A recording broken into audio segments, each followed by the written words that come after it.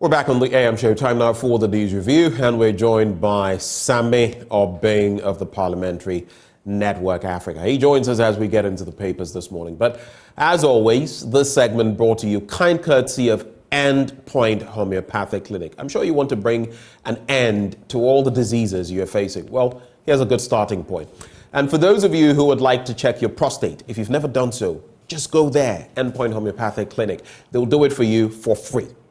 Just mention the AM show on Joy News and they'll do it for you. Trust me, for free. If you want to check your fertility status as a woman, you can do so. Just make tracks to any of the branches of Endpoint Homeopathic Clinic and they'll sort you out. Now here's where you can locate them. Here in Accra, they are at Spintex opposite the Shell signboard. Over in Kumasi in the Ashanti region, they are at Kronoma here behind the Angel Educational Complex. Then there's Takrady Anaji Estate. There is Tema Community 22, there's Techiman Hanswa, and there's also Isiama in Zima. If you'd like to call them, these are the call numbers: 0244 867 068 or 0274 234 321. Endpoint Homeopathic Clinic, the end to chronic disease. But just the start of the news review, I'd like to say a very good morning to Mr. Obeng of the Parliamentary Network Africa. Good morning, sir. Good morning to you, Ben. Good to have you. What have you been up to?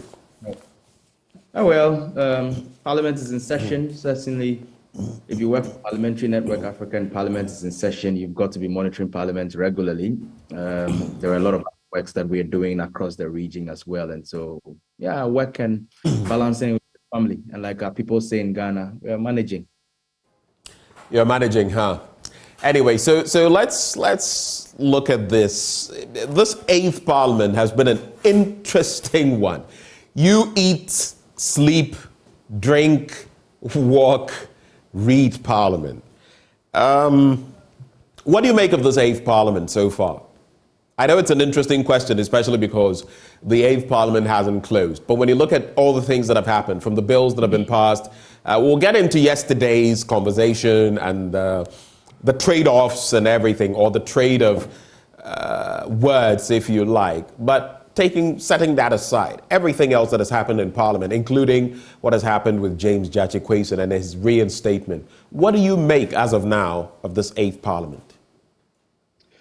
Well, the 8th Parliament is 2.5 years old. You know, it has just 1.5 more years to end. And of course, it's been very interesting. I mean, it promised to be interesting right from the very beginning when elections were held on December 7th, 2020, and we had the kind of parliamentary numbers that we currently have. We had very high expectations of the parliament. If you ask me whether those expectations have been met fully, I would say no, but it has not also disappointed totally. There are many things that have happened during this period that would never, ever have happened. Or there are many things that were blocked that would never, ever have been blocked if we didn't have the 8th Parliament that we had. Apart from that, you know, we've also seen too many drama situations, you know, most of them bordering on sheer acts of indiscipline by members of Parliament who I wonder if they forget that the cameras are on them all the time. But we've also had some very fantastic members of Parliament who have worked their hearts out, you know, committed so much time and energy to the work in Parliament. We've had a speaker who... Like which ones? Which ones would you single out for commendation?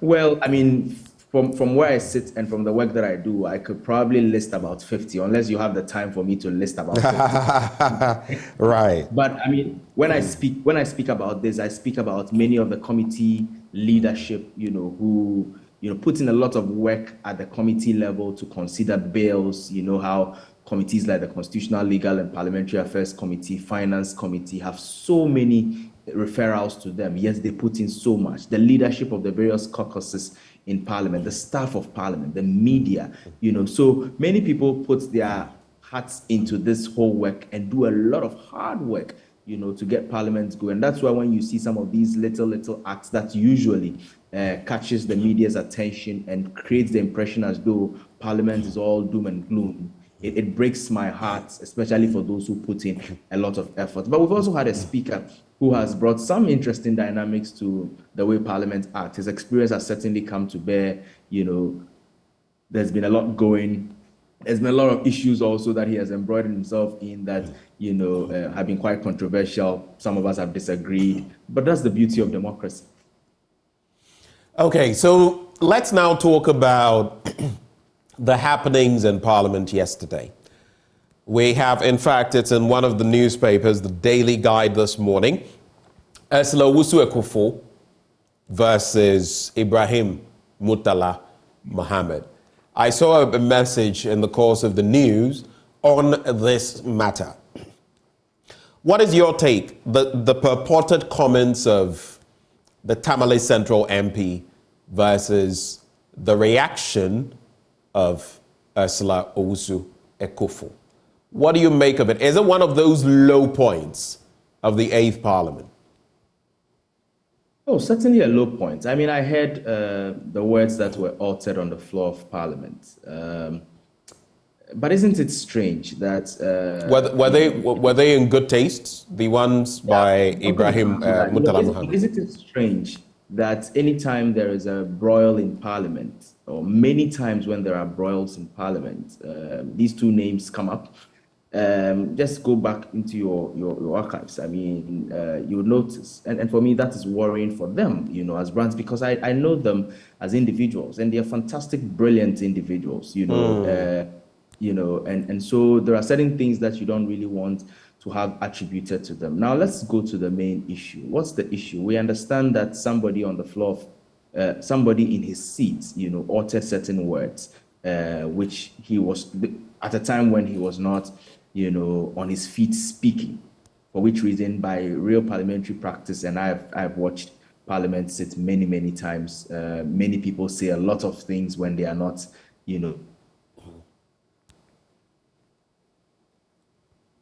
Hello, Mr. Obing. Those things go unreported. And so when one focuses on the unreported things to now come behind the microphone to state things that gets reported, then it becomes a bit worrying. I think that if Honorable Murtala really did say what he said, as loud to get there, because from where he sits and where the speaker sits, if the deputy speaker said he heard him, then it means that he said it loud enough, although he did not have the he wasn't on the floor. Microphone, exactly. So definitely it would not be parliamentary to have uttered those words. Certainly, the response also an outburst, understandably as it may be. Because so you're agreeing that if indeed he said that, it was, quote, unparliamentary. I mean, to say that of a colleague in Parliament. Expect that if somebody is angry, the person would, say things that may be considered, things that he or she may not have said.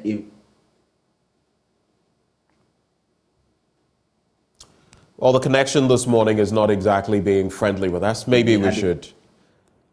Samuel Bing, so here's what I suggest. Yes. Maybe we should reach out to you on phone, because we're losing the thrust of everything you're saying. The Zoom connection is not helping us. The internet connectivity is not helping us this morning. So maybe I would suggest to my team to reach out to you on phone so we can interact with you there instead, because we're losing the meat, the important things of what you are saying. Anyway, so we will...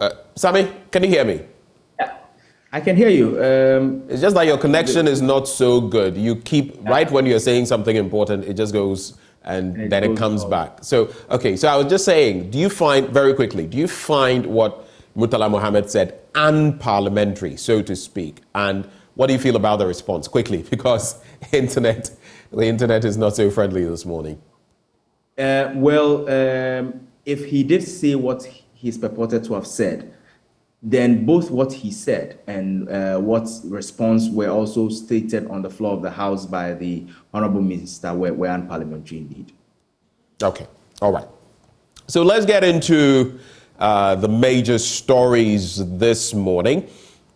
We'll start with the Daily Graphic newspaper, and it says NHIS pays 367 million Ghana cedis to 4,500 facilities. I'll bring you stories from there. 2 women jailed 24 years for killing 90-year-old man. 2 women jailed 24 years for killing 90-year-old woman, actually.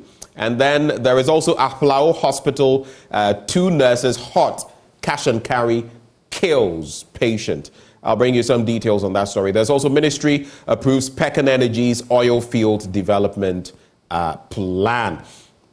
And in some other stories within the paper, China accuses U.S. of turning Taiwan into a powder keg, if you know what that means. And then why Ghana needs affirmative action law, that is on page 13. There's also the study that reveals 93% sexually active university students don't use contraceptives. Now, it's not just the fact that they're sexually active, the fact that they're also not using contraceptives. That's a recipe for disaster. As we will say here, 2 troubles, 1 God. Anyway, there's also the Black Bombers coach Kwesi Ofori Asari, who is saying boxing will feature at Paris Olympics. And that's what he's been saying. So let me just get into some of those stories. The one about the Aflao Hospital and 2 nurses hot as cash and carry kills patients. So the Central Aflao Hospital in the Kitu South municipality of the Volta region and 2 nurses of the facility are under investigation for alleged medical negligence after a patient in critical condition was refused treatment unless cash was deposited, leading to her death. Now, the family of Linda Edria, 39, the deceased, has subsequently petitioned the president, the Minister of Health, the Ghana Health Service, and the Medical and Dental Council for justice. The family says the pleas of the sick woman and her 19-year-old son could not convince the nurses to accept mobile money payment for her treatment, leaving the patient unattended to until she passed away. The Medical and Dental Council and the Ghana Health Service have swiftly responded to the petition and dispatched a team of investigators to the hospital to probe the matter. Now, Dr. Gabrielle Kojo, the medical director of the Aflao Central Hospital, also known as the Nkansa Hospital, confirmed to the Daily Graphic that a team from the Ghana Health Service was in the hospital to investigate the matter. He said, the police have summoned us to release the nurses involved for interrogation on the matter, which we have done, he said. Now, Dr. Makafui Dagbasu, the medical director of the Kitu South Municipal Hospital, the main referral center of the municipality, also confirmed that the hospital was currently being investigated over the subject. What a sad development. What do you make of this, Sami Obeng? We've moved from talking so much about health insurance, yes, and then health insurance not working. Now we've been talking about the no-bet syndrome, and now this. And they even had mobile money they wanted to pay. We watched her die, so to speak. Any thoughts on this? Any reflections? A sad story indeed, as you put it. You know, things like this must not be happening.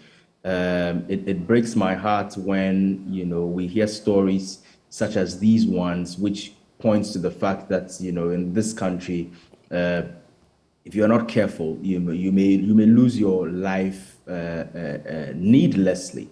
And this, for me, is one of those instances. One of the things that we have not done too well at as a country is, you know, as a people, we don't call out such acts and such people. We don't report such instances, and that's why I'm happy that the family has taken this particular matter up. We live in a country where people patronize services of restaurants, of various places, and we don't even leave comments or reviews for other people to know that this is such a bad place, don't go there. And these are ways in which we are able to hold the feet of people to accountability. And so for the family to have taken that action, it's really commendable. Condolences to them, really. And I hope that they are able to get justice in this particular instance. There are so many fantastic, hardworking nurses and medical practitioners in our country. And so sometimes when you hear stories of some of them who, acts of omissions and inactions sometimes, leaves us with stories like this, it becomes heartbreaking. So heartbreaking, but I'll tell you something else that is heartbreaking. It's on page 16 of the Daily Graphic newspaper. Now, 2 women have been jailed 24 years for killing a 90-year-old woman. And we see too many of these happen in this country. Well, the Tamale High Court yesterday sentenced 2 women to 24 years imprisonment over the murder of the 90-year-old woman, Ekia Dente, who was killed on suspicion of being a witch at Kafaba in the Savannah region. Now, the court, presided over by Justice Richard Kojapwa, convicted Serena Mohammed and Latifa Bumaye on each of the 2 counts of manslaughter and sentenced them to 12 years imprisonment each on each count. The prison terms are to run concurrently. Now, on Thursday, July the 23rd, 2020, the 2 women attacked and killed the 90-year-old woman upon claims that she was a witch. The victim was accused of using witchcraft to prevent rainfall in the area. That was after a sorcerer, Serena Mohammed, had made that claim. I think the lack of education for a lot of our population, we can talk about our literacy rate and everything in there, but even when you speak to people who are very literate, sometimes their thinking on matters of spirituality, I'm not disputing the fact that evil exists or that witches exist. You can go back to the Bible. It even states it. But our reactions to them, we seem to forget, for example, that in a court of law, you cannot prove these spiritual matters. To talk of someone holding the rain, this person must be Elijah or something. I don't know, but... And it keeps going on. And we have our witch camps, which in a way, you can speak against the witch camps in Kukuo and those other places. But at the same time, sometimes it is the only point of refuge for some of these people. I don't know what your take is on this, but this always leaves a very bitter taste in my mouth. Well, this conviction for me is a second win for the memory of Madame Ekia Dante, who, the news came to us really as an unfortunate one a couple years ago. The reason I say it's a second win is that it is great to know that 2 people who were, keenly involved, had been jailed, but also because for the information of your viewers, it has also triggered the laying of a private member's bill in Parliament, known as the Criminal Offences Amendment Bill. It is a bill that is to amend the Criminal Offences Act 1960 Act 29 to prohibit the practice by any person as a witch doctor or a witch finder to proscribe the declaration, accusation, naming, or labeling of another person as a witch or for related matters. And this is a private member's bill that has been laid by the Honourable Member for Medina constituency, Mr. Francis Xavier Sosu. And the bill has gone through the many various stages, including the committee reviewing it. I was part of the Constitutional, Legal and Parliamentary Affairs Committee team that worked on it a few weeks ago, and they are meant to present their report to Parliament. So at least we've taken some real action to be able to criminalize this act of, even going to church and somebody declaring somebody as a witch, or having witch camps or any of such issues. And this is a very important matter because it leads to so many disastrous outcomes, including what happened to that old lady some years ago. And so it is great news that these people have been convicted. It is even greater news that we are now going to have a law that would, clearly let people know that you cannot be doing things like this, whether you are in church or you are in a witch camp or in a community remote somewhere. All right, let's make tracks. Let's wrap quickly with the Daily Graphic newspaper. When you go to, let me just check, this is page 17. It says, MPP flag bearership, Dr. Apreku, Dr. Akoto, Gate undergo vetting. We all know what happened yesterday. But this quote by Naomi Klein, I just felt I should put it out there today. Democracy is not just the right to vote. It is the right to live in dignity. Democracy is not just the right to vote, it is to live in dignity. It's on page 17 of the Daily Graphic newspaper. But from there, let's quickly get to page 20. NHIS pays 367 million Ghana cedis to 4,500 facilities. When they don't do the right thing, we say it. So when they're doing the right thing too, we must say it. Within the last 30 days, the National Health Insurance Authority has paid 367 million Ghana cedis to more than 4,500 credentialed facilities across the country to cover claims of up to December 2022. So we're making some progress. The authority is expected to make further payments in the next few weeks to cover January to March 2023 claims to bring the National Health Insurance Scheme back to a 90-day arrears window. And that is it for that one. Let me just rope in the Daily Guide. The stories here we've already seen. Drama over anti-LGBTQ as MPs debate bill, among others. There's also evangelist prophetess jailed 12 years for stealing 265,000 Ghana cedis. I would like you to share your thoughts on the posture on the anti-LGBTQ bill.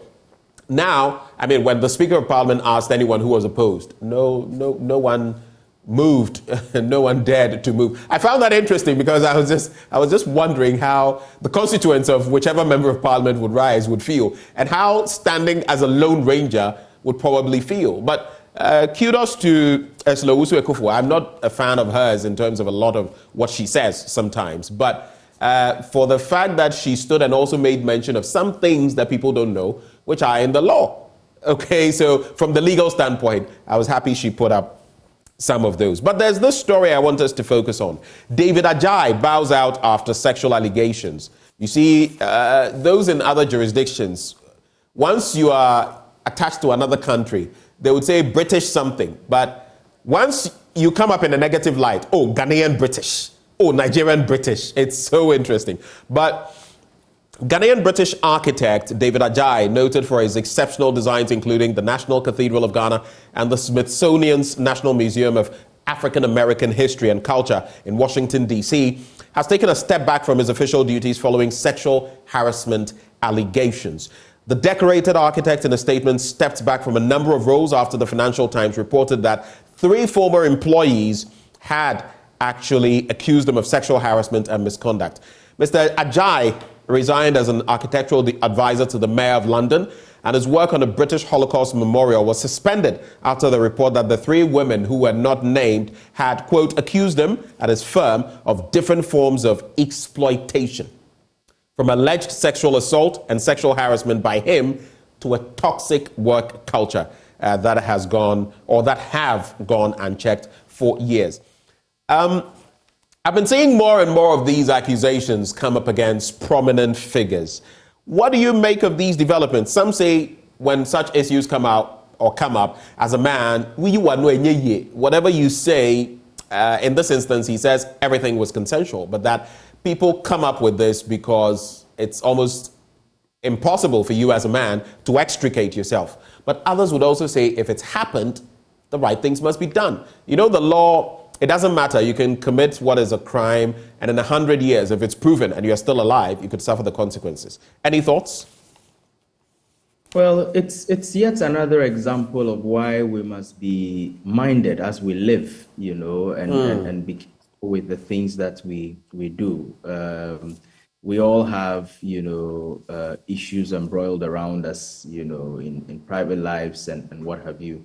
But we must learn that we live in an era where these things are real, they do happen. And especially as we climb the ladder of prominence, these are examples that must guide us. You know, they say that when you step into the cemetery and you are exiting, the thought of, you know, those who are in there reminding you that, you know, we're once like you, and so be mindful that you don't become, you know, like us eventually, and all of that comes to mind. And this is a typical example of same. Now, having said that, and of course, it is interesting that in jurisdictions like that, when things like this happen, people decide that we'll have to, you know, put our work aside and allow the law to take its course. Now, having said that, the bit about the NHIS, also, I think it's commendable, right? Because, you know, many times when the negatives happen, we focus on it and talk about it a lot. But many times when negatives like this happen, we focus on it a lot. And so when the positive happens, it is important that we praise and commend them also. And it was interesting that you brought up the speaker's announcement on the floor of the House that those who are opposed should stand and be counted. Wasn't that too dramatic by the speaker? It was rather dramatic. It was. I agree with you. But anyway, this is where we'll have to cap it off. Samuel Bing, thank you so much for joining the conversation this morning. Samuel Bing is with the Parliamentary Network Africa. Good day to you, sir.